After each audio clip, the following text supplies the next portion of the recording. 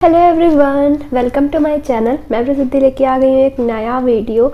और आज मैं बात करने वाली हूँ मेरे केराटिन एक्सपीरियंस के बारे में कि मैंने करीबन 1 मंथ पहले केराटिन कराया है और उसका क्या रिज़ल्ट है, कैसे मेरे हेयर्स हैं, क्या हुआ क्या नहीं हुआ, मैं आपको सारी चीज़ें बताऊँगी। और केराटिन कराने के पहले मुझे बहुत ही ज़्यादा डाउट था कि ऐसा होता है क्या, ऐसा होता है क्या, ये करना पड़ता है, ये नहीं करना पड़ता है। वो सारी चीज़ें मैं आपको इसी वीडियो में बताने वाली हूँ, तो फिर लास्ट तक देखना। और अभी मैं आपको एक वीडियो दिखाने वाली हूँ, मेरे केराटिन के टाइम की वो वीडियो है, 1 मंथ्स बैक पहले की। तो फिर आप वो देख लीजिए पहले। 1, 2, 3, 4. This raging blue, it's like my heart's into. I got some that I knew. It's just this raging blue, it's like my heart's into. तो ये जो वीडियो है वो करीबन 1 महीने पहले की है। तो मैंने जो केराटिन है वो 1 महीने पहले ही कराया और फर्स्ट टाइम कराया। इसके पहले मेरे बाल बिल्कुल ही वर्जिन थे, मैंने कोई भी केमिकल ट्रीटमेंट नहीं कराया। बल्कि मैं हेयर्स भी जब कट कराती थी तो मैं घर पे ही कराती थी। मैं कभी भी इसके पहले हेयर से रिलेटेड कभी मैं पार्लर नहीं गई हूँ। और इसके पहले मुझे बहुत ही ज़्यादा डाउट थे कि केराटिन कराने के बाद क्या होता है, रिबॉन्डिंग कराने के बाद क्या होता है, स्मूथनिंग क्या होता है, वो सारी चीज़ें मुझे बहुत ही ज़्यादा डाउट था सर में, मन में। और ये सारी चीज़ें इसीलिए मैं आपके साथ क्लियर करने वाली हूँ, क्योंकि अब तो मुझे एक्सपीरियंस हो गया सारी चीज़ों का। और आपको और भी ज़्यादा क्वेश्चंस होंगे तो आप मुझे कमेंट में ज़रूर बताना। तो जल्दी ज़्यादा बातें ना करते हैं और बताते हैं। तो सबसे पहले मैंने केराटिन कराया, ठीक है। मैंने कोई भी इसके पहले मेहंदी वगैरह बालों में नहीं लगाया था। अगर आप लोग मेहंदी लगाते हो हेयर्स में, चाहे कोई भी मेहंदी हो, पत्ते वाली मेहंदी क्यों ना हो, तो आपको अगर केराटिन कराना है तो फिर मेहंदी लगाना छोड़ देना। करीबन 2-3 महीने पहले से तो छोड़ ही देना मेहंदी लगाना बालों में।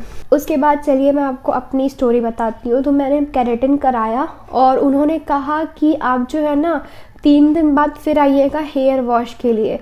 तो केराटिन मैंने कराया और 3 दिन तक तो मेरे बिल्कुल भी हेयर फॉल नहीं हुए। एक ऐसा होता है ना कि एक हेयर गिर जाए, ऐसा होता है ना कि एक हेयर गिर जाए, वैसा बिल्कुल नहीं होता था। मुझे लगता था वाह क्या चीज़ है यार, मेरे बिल्कुल हेयर्स ही नहीं गिर रही है। तो उसके बाद तो मैं बहुत ही ज़्यादा खुश हो गई थी उस टाइम पे कि यार बहुत सही है ये तो। अब 3 दिन बीते, मुझे बहुत मैं ऐसी ही हूँ कि मुझे बाल खोल के रहा नहीं जाता है। बहुत सारे लोग बाल खोल के आराम से रह लेते होंगे, बट मेरे साथ ऐसा है कि मैं बाल खोल के नहीं रह पाती हूँ। तो 3 दिन तक थोड़ा मैंने एडजस्ट किया और बाल खोल के, चाहे जैसे जैसे ऐसा था कि बालों को ऐसे भी नहीं करना है, ठीक है, ऐसे भी नहीं करना है बालों को, और हमेशा से ऐसे करना है, हमेशा से, और बालों को ऐसे आगे रखना है। तो ये सारी चीज़ें थी। उन्होंने बोला था कि ना शैम्पू करना है, ना तेल लगाना है, ना कोई चीज़ बाल में लगानी है, ठीक है। 3 दिन बाद आपके हेयर वॉश हो जाएंगे, तो आप जो करना हो आप कर सकती हो। तो ये सारी चीज़ें थी। तो 3 दिन तक मैंने वेट किया और वेट करने के बाद से 3 दिन बाद मैं फिर गई और मैंने जो है अपना हेयर को वॉश कराया। वॉश कराने के बाद ठीक है, हेयर एकदम स्ट्रेट हुआ करते थे उस टाइम, और एकदम स्ट्रेट थे उस टाइम, और मैं तो एकदम खुश रहती थी। और ऐसे स्ट्रेट जो थे ना, मुझे लगता है कि 1 हफ्ते और 2 हफ्ते तक भी नहीं चले। ये बहुत ही ज़्यादा हार्श ट्रुथ है, बट ऐसा ही हुआ था मेरे साथ कि वो हेयर जो था वो स्ट्रेट हुआ ही नहीं, मतलब 1-2 हफ्ते तक भी नहीं चले। ऐसा था कि 1 हफ्ते भी अगर मैं बोल दूँ ना तो भी बहुत ज़्यादा ही लगेंगे। बट मेरे हेयर जो थे वो ऐसे जैसे अभी हैं, मैं आपको दिखा देती हूँ, देख सकते हो, बिल्कुल स्ट्रेट नहीं है। आप देखो नीचे से कैसे हो रखे हैं। हाँ, मैं जो है ना चोटियाँ करती हूँ, तो इसलिए शायद मुझे ऐसा लगता है कि हो गया होगा। बट मेरे हेयर्स पहले से भी थोड़े बहुत स्ट्रेट ही हैं, और उसके बाद से मेरे हेयर्स ऐसे हो गए हैं अभी। तो चोटियाँ मैंने अब से करना शुरू किया है, अभी से, क्योंकि थोड़े बहुत तो ठंड आ गई है और इसीलिए मैं सोचती हूँ कि चोटी करके ही सो। बट ये सारी चीज़ें मैं तब की बता रही हूँ जब मैंने न्यू केराटिन कराया था। तो फिर उसके बाद से मैंने सोचा ठीक है, और 1 हफ्ते तक तो मेरे हेयर्स नहीं, हेयर वॉश करने के बाद से 1 हफ्ते तक तो मेरे हेयर्स फिर से नहीं झड़े, बिल्कुल नहीं हेयर फॉल हुआ, कुछ नहीं हुआ। 1 हफ्ते बाद से पता नहीं कैसे मेरे हेयर्स इतने ज़्यादा लाइक गिरने शुरू हो गए कि हम आपको बता नहीं सकते। इतने ज़्यादा गिरते, इतनी ज़्यादा, अभी भी इतने ज़्यादा गिरते, इतने ज़्यादा गिरते। ठीक है, ऐसा होता है कि सबके साथ सबके हेयर्स गिरते हैं, ठीक है, ये नेचुरल है। पर मेरे हेयर्स हमेशा से मॉनसून में ही गिरते थे, हमेशा से मॉनसून में ही गिरते थे। लाइक बारिश जब होती थी तो उस टाइम मेरे हेयर्स बहुत ही ज़्यादा गिरते थे। तो ठीक है, वो तो सारी चीज़ें थी, बट इस टाइम जो है ना मॉनसून नहीं है, विंटर्स चल रहे हैं हल्के से, तो इस टाइम झड़ना मतलब बहुत ज़्यादा झड़ है और ये सारी चीज़ें थी। तो मैं आपको बता दूं कि मैंने जो है केराटिन अमेज़ॉन ब्रांड एक है उसका कराया है और केराटिन का कॉस्ट पड़ा था 3000। वो भी बहुत ही ज़्यादा प्लीज़ करने के बाद से मैंने बोला था कर दीजिए तो फिर उन्होंने केराटिन किया 3000 का अमेज़ॉन ब्रांड का। उसके बाद उन्होंने ये भी कहा कि ये शैम्पू ले लीजिए, वो शैम्पू ले लीजिए, जिससे आपके बाल वैसे के वैसे ही रहेंगे। बट क्या पता, मैं कब से ये शैम्पू यूज़ कर रही हूँ, वीडियो बनाना था ना तो इसीलिए मैं लेके आई हूँ, बल्कि ये रहता तो बाथरूम में तो ये शैम्पू मैं यूज़ कर रही हूँ, ये मामा अर्थ का शैम्पू है और इसको लगाने के बाद से भी मेरे बाल झड़ने कम नहीं हुए हैं, बहुत ही ज़्यादा बाल झड़ते हैं। मैं अगर इधर उधर भी कहीं देखूँ तो बाल गिरे ही होंगे। रुकिए, मिल गए, ये बाल देख सकते हो आप,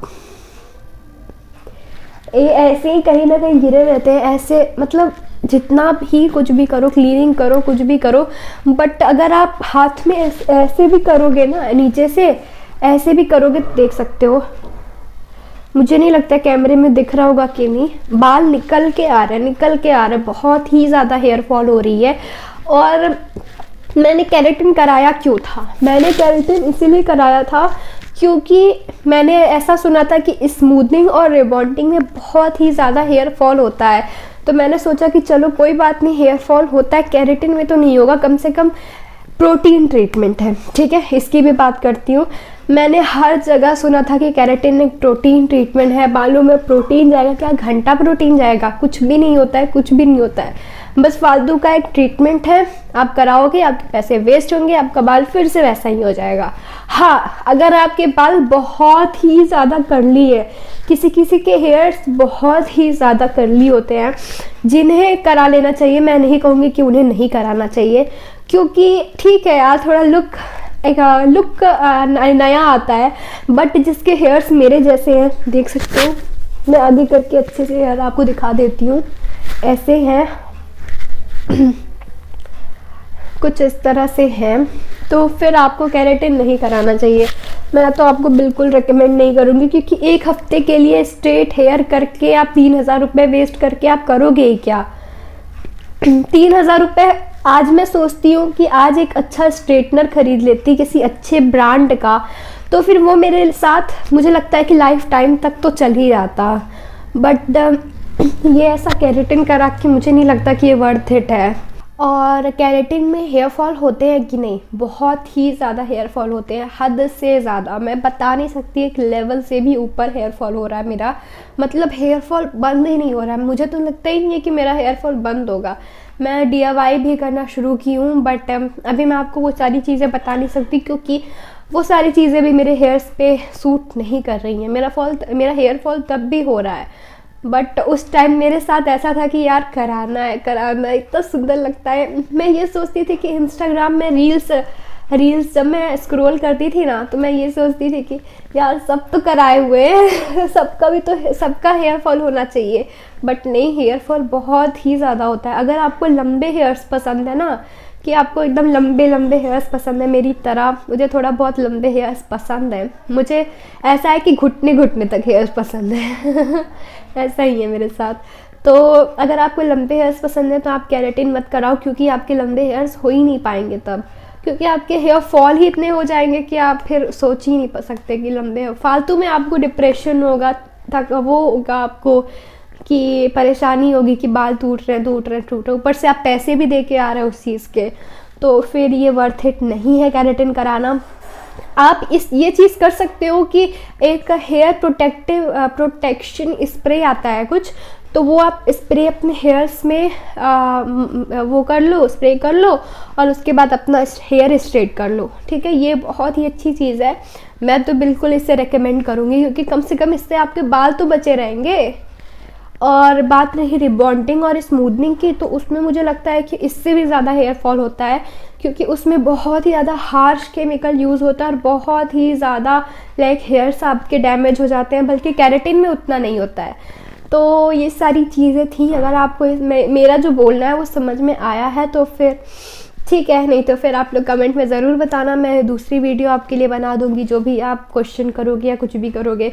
तो ये जो शैम्पू है ममा अर्थ का, वो मैं यूज़ कर रही थी, ये कोई प्रमोशनल वीडियो नहीं है, इसके बाद भी मेरा हेयर फॉल हो ही रहा है।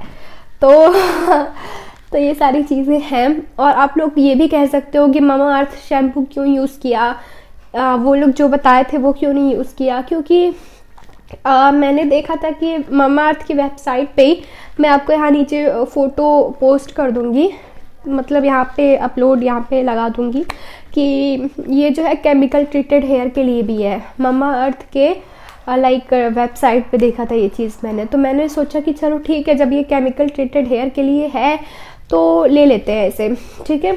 तो मैंने इसीलिए ममा अर्थ का ये शैम्पू लिया। तो बस ठीक है, अगर इस शैम्पू के वजह से या मेरे DIYs की वजह से अगर मेरे हेयर्स में सुधार आता है, मेरे हेयर्स नहीं गिरते हैं, तो फिर मैं आपको ज़रूर बताऊंगी आगे वीडियोस बना के। और मेरे साथ कनेक्टेड रहना आप लोग।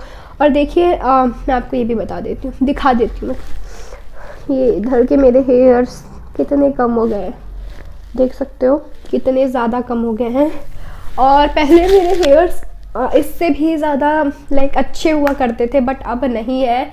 और ये भी बात है कि अगर आप केराटिन कराते हो तो आपको लगता है तुरंत कि आपके हेयर्स कितने ज़्यादा लंबे हो गए। ये आप फोटो में भी देख सकते हो कि मेरे हेयर्स कितने अच्छे और लंबे लग रहे हैं, बट नहीं, केराटिन कराने के 1 हफ्ते बाद से मेरे बाल पूरे के पूरे अभी छोटे हो चुके हैं। तो फिर यही सारी बातें थी, और मैं मिलती हूँ आपको नेक्स्ट वीडियो में। तब तक के लिए आप लोग अपना ध्यान रखिएगा। Bye bye, take care.